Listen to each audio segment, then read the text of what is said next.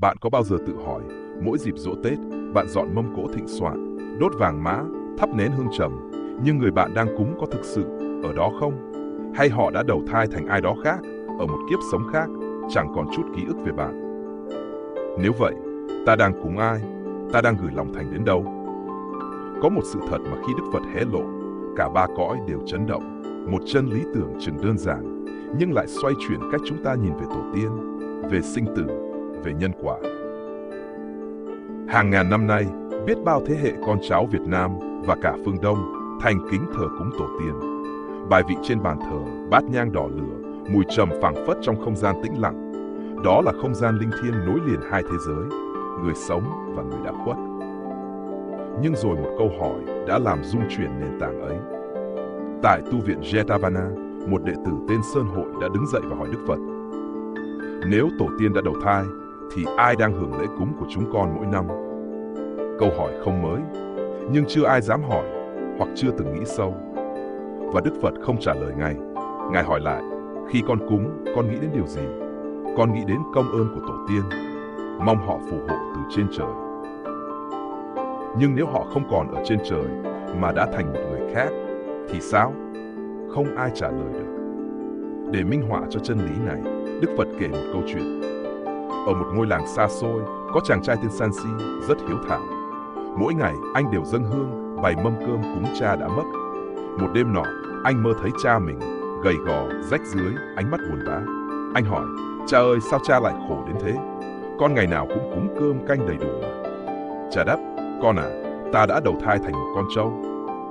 Ngày ngày cày ruộng, đói khát, đâu được hưởng gì từ mâm cơm con cúng. Sansi choáng váng, tìm đến nhà sư địa phương. Nhà sư xác nhận, cha anh đã thật sự đầu thai thành trâu.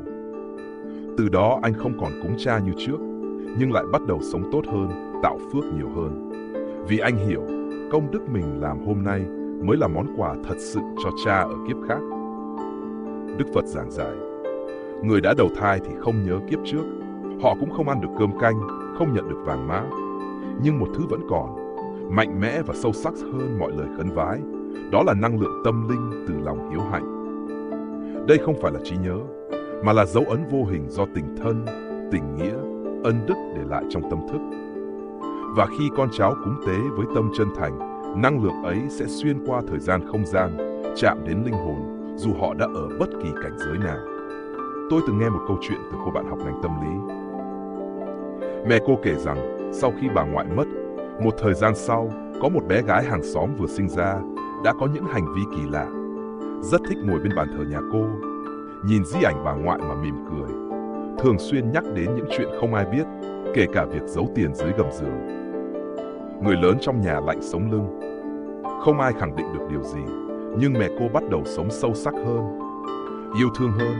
Và mỗi lần cúng giỗ, bà không dâng mâm cao cỗ đầy nữa, mà tụng một thời kinh, niệm Phật, cầu nguyện hồi hướng công đức đến mọi chúng sinh, đặc biệt là đến người thân ở bất kỳ nơi đâu. Điều Đức Phật muốn truyền đạt không phải là phủ nhận thờ cúng, mà là nâng cấp nhận thức của chúng ta. Thờ cúng không phải là giao dịch kiểu con dâng lễ, ông bà ban lộc, mà là một pháp tu trong đời sống hàng ngày. Khi chúng ta nhớ đến công ơn sinh thành, cảm niệm ân nghĩa tổ tiên, phát khởi tâm biết ơn, từ bi, sống thiện lành để không làm hổ danh gia phong, lúc ấy chúng ta đã cúng dường bằng tâm hồn và hành động sống. Dù tổ tiên ở kiếp nào, họ cũng sẽ cảm nhận được năng lượng ấy. Dù là người, là trời hay là súc sinh, hãy tưởng tượng bạn đang sống trong một căn nhà nhiều tầng. Tầng trên là tổ tiên, tầng dưới là con cháu sau này. Bạn ở giữa, nếu nền móng yếu thì tầng trên đổ, tầng dưới cũng nghiêng. Lễ cúng chính là xi măng gắn kết các tầng. Nhưng vật liệu thật sự không phải là heo quay, bánh chưng hay vàng mã, mà là tâm hiếu hạnh, hành động thiện lành, sự biết ơn và tỉnh thức trong từng ngày sống. Đó là cách tốt nhất để thờ tổ tiên, không phải chỉ trong mấy ngày giỗ chạp, mà là trong từng khoảnh khắc sống chân thật. Nếu bạn còn thờ cúng bằng hình thức, hãy chuyển nó thành một pháp tu mỗi ngày. Nếu bạn từng thắc mắc tổ tiên có còn ở đó không, hãy hiểu rằng họ đang ở trong từng hành động của bạn, từng thói quen, từng lời ăn tiếng nói. Đức Phật đã dạy, công đức không nằm trong vật phẩm, mà nằm trong tâm niệm. Nếu bạn cảm thấy video này chạm vào một góc nào đó trong trái tim mình, hãy bấm like để lan tỏa năng lượng lành này. Chia sẻ cho người thân, bạn bè, bởi biết đâu họ cũng đang có cùng những băn khoăn như bạn. Và đừng quên đăng ký kênh để tiếp tục đồng hành trên hành trình chuyển hóa tâm thức, sống sâu sắc hơn và kết nối bền vững với tổ tiên, gia đình và chính mình.